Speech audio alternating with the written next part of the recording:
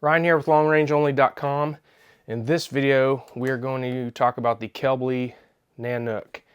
So I've had this for over a year now. Unfortunately, we had an issue with the first barrel I had chambered up for this had problems. I'm not going to talk about the brand until I've had a chance to test it. I sent it back. They claim they fixed it. I'm not sure how they would have done that, but we're not going to focus on that in this video. But I got this carbon 6 300 PRC that Alex Wheeler chambered up for us on it, and we've gotten back to shooting it. Now, I did have quite a bit of rounds through it trying to figure out the other barrel, but my focus unfortunately was to chasing that or fighting that barrel, so I didn't really have a lot of time to focus on the action itself. But Kelbly makes some of the best bench rest actions on the planet, if not the best, and their records will show that. Now, in the past 5, 6, 7 years, a couple other action manufacturers have caught up and make great actions as well, and there are differing pieces or functions or features that somebody might prefer one of those actions over another because of those features. But they've been making the Atlas now for quite a few years, and the hunting community has really fallen in love with that. I myself prefer to have integral rails, but I also don't want something that weighs 36, 37 ounces, 40 ounces. So Kelbly came out with this Nanook, and it's an integral rail. It's got a lot of the material shaved where we don't really need the excess material or strength. It's got some slots back here, and I'll get some close-up video drop-ins of this. But the key features to me are going to be the integral rail.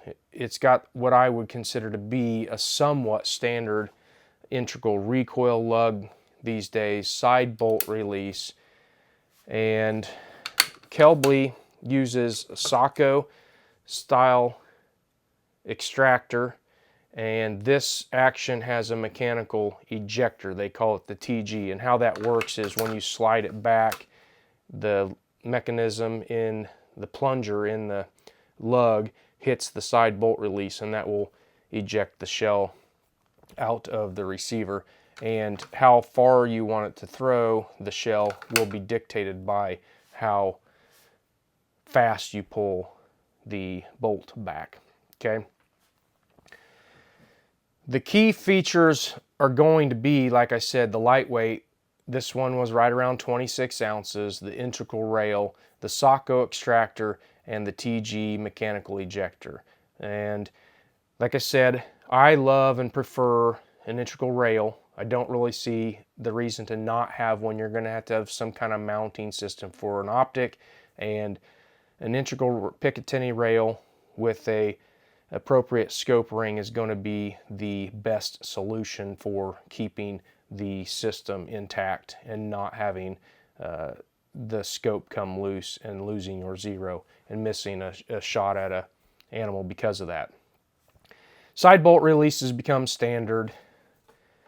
I like the mechanical ejector just because it works great in a hunting situation. Most people get super excited and they pull the bolt back very rapidly, and it flings the case out of the action. The argument would be that a plunger is probably going to be more reliable as far as getting the case out there's no thought process to it. As soon as the cartridge clears the receiver, then it's going to fling it out. But this, when you're shooting, doing low development, shooting at the range or whatever, it's going to allow you to not fling the cartridge out of the receiver, and then you can just grab it. A plunger, you can do that, but it takes a little more practice. Eventually it'll become second nature to you, but it's still not as easy as a mechanical ejector. Now, the Sacco extractor I don't love. It's one of two extractors I've had fail, that and the Savage style. You know, Savage uses that, Bighorn or Zermatt Arms uses that. I think Bat uses that Sacco style extractor on some things. And then a lot of companies use this Sacco style, and I just think they're too small, and I just don't like them. I have had them fail. I would prefer a mini M16, but it does work, and if you don't overpressure your cartridges and you keep the chamber clean and you keep your brass sized appropriately, full length sizing, you're not going to have a problem with a Sacco extractor. Things do happen. Dirt and whatnot does get into the chamber once in a while in certain situations, so it can fail, or is more likely to fail than some of the other options out there.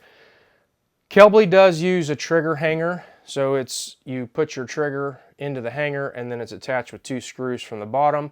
I do like that. You can get extra trigger hangers and have extra or spare triggers in case there was something to happen, and you could replace that with a little Torx wrench as opposed to having to smack the trigger pins out. In a field or competition setting, that could be beneficial if there were ever a problem with your trigger. Kelbly is typically, and just for you nuts out there, yes, I don't put anything in my chambers in the house, so there's nothing in there, but Kelbly does typically focus their bolt timing more on an easy bolt lift than they do bolt closing, and because of that, sometimes they have a little more cock on close than actions like the Bat actions, the Defiance actions. I'm not going to name all of them. This action was very well timed. It wasn't perfect. I personally would rather have it close easier than open easier. Obviously, if I could have both, that would be the perfect situation or preferred situation, but if I had to choose easy bolt opening versus easy bolt closing, I would take closing. And having said that, this one was very well timed, as have been most of the other Kelbly actions I've had, but it did have a little bit of cock on close, and so I had Alex time this action so that it would be perfect, and it is. Now, that is, I bring that up because out of the box it has a, I don't remember the number, I want to say 10 thousandths, maybe 15 thousandths of cock on close, and I personally don't like that. I think most people don't even notice it, but they are one of the smoothest actions out there. I don't know what they've done differently. I'm not a machinist, but these Kelbly actions, the bolts slide back and forth with the best of them, if not the best of the Remington clones or the 90-degree bolt 2-lug actions. So I think they've done an awesome job with this Nanook. So let's go ahead and wrap it up and talk about how I think it compares to other actions. And I'm going to start with, I don't think there's a perfect action out there. Every one of them, in my opinion, for me, I would change something about it. But I would place this in the top 2 or 3. And I would place them as a tie for, you know, like I said, missing features or features that I would prefer to be changed. It's a 26-ounce long action, integral rail, side bolt release, very smooth bolt operation. It's got a very well thought out, very well designed mechanical ejector. A Sacco extractor is a well trusted option in the industry. I would prefer an M16, but it has a very good Sacco Extractor, and it is, in my opinion, better than the Remington 700 style, which I am unaware of anyone using. The trigger hanger is a great feature for those that want to or have the ability to swap out triggers in case of a trigger going down in a competition or on a hunt. So that's very nice. It takes Remington 700 triggers.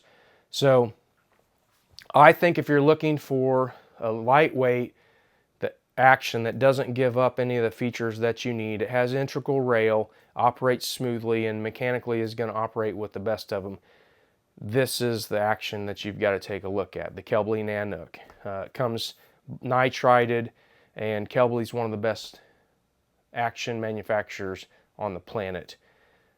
So I know this was a quick and dirty review. There's not really a lot to say about it. I've covered all the features. I'll put the specs up here. They're not really much to talk about. So if you're looking for an action, definitely this should be at the top of your consideration. I'll have a link in the description below to a thread on longrangeonly.com. Head on over there. You can ask me any questions about this action and I'll get those answered for you. If you're not a member on the forum, it's quick, it's free, it's easy to sign up, and we would love to have you. There's a lot of great information from the members as well as the editors on the forum. Please like the video, subscribe to our YouTube channel, and turn on notifications so you'll be informed of future video releases. We appreciate you taking the time to watch. Have a great day.